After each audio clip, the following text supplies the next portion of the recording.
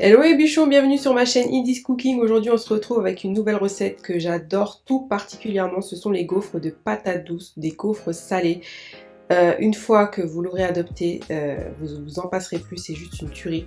Donc si tu veux savoir comment les faire, c'est parti. Donc vous aurez besoin de patates douces, de farine, de fécule de maïs, des œufs, du poivre, du sel, du persil, de la muscade, de la coriandre et bien sûr un peu de levure chimique. Donc dans un premier temps, vous faites cuire les patates douces et vous les réduisez en purée comme par magie. Voilà, en 2 secondes c'est fait. Vous versez la patate douce écrasée dans un bol et vous allez ensuite venir l'assaisonner. Donc après, encore une fois, c'est selon toujours vos goûts. Moi j'ai mis un peu de persil, du poivre, du sel, de la muscade, je vous jure c'est super bon. J'ai rajouté aussi de la coriandre parce que j'adore ça.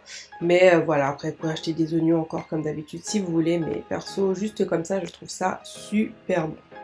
Donc vous mélangez le tout pour que la pâte soit bien homogène, que tout soit bien présent dans la purée. Vous rajoutez de la farine, donc moi j'ai mis de la farine de maïs et un peu de fécule de maïs, donc de la maïzena. J'ai rajouté 2 œufs. Et on vient mélanger le tout.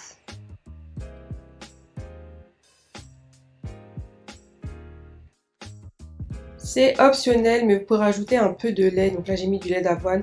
Si vous voyez que la pâte est un peu trop consistante, trop épaisse, voilà, mais c'est vraiment pas obligatoire, vous en jugez. Mais de toute façon, la pâte sera toujours un peu épaisse. C'est pas comme une pâte à gaufres classique, puisque c'est fait avec des patates douces. Donc voilà.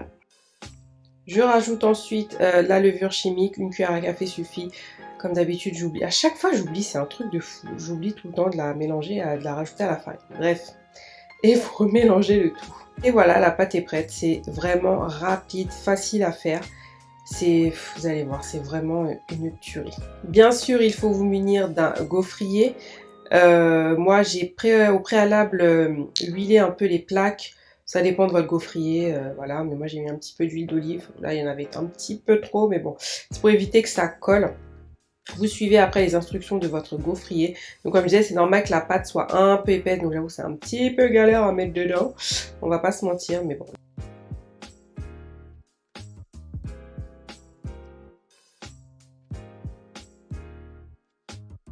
Et voilà le résultat. Donc la portion que je vous ai donnée fait environ 4 grosses gaufres. Donc bien sûr, si vous voulez plus de gaufres, vous doublez les quantités. Mais franchement, c'est juste une tuerie. Il faut vraiment l'essayer, c'est trop bon.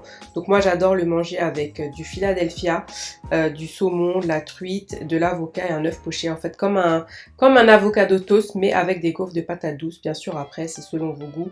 Vous pouvez rajouter d'autres choses dessus, mais je vous jure, c'est juste trop bon. Je vous montre rapidement comment je fais. Donc je mets d'abord le Philadelphia que j'étale généreusement. Ensuite je rajoute de la truite. Là c'était de la truite aujourd'hui. Voilà, dessus. Vous mettez ensuite de l'avocat. Et vous rajoutez un œuf poché. Je n'en avais pas fait ce jour-là. Mais voilà, encore une fois c'est selon vos goûts.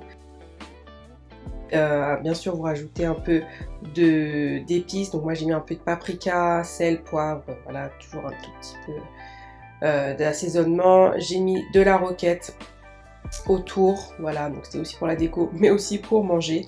Et voilà, c'est juste trop bon. Donc tu dégustes ça, franchement ça peut servir d'entrée ou même de plat.